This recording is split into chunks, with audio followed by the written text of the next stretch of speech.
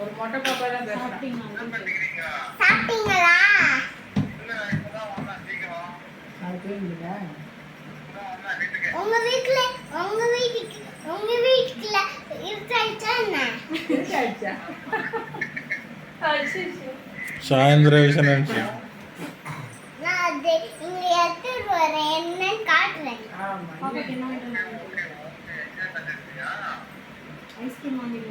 அவங்க ஒண்ணுக்கு வாங்கி தரது இல்லம்மா.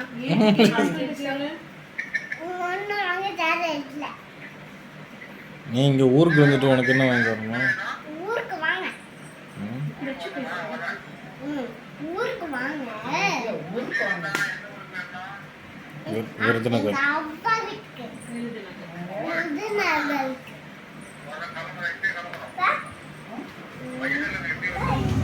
இப்பயே வாங்க.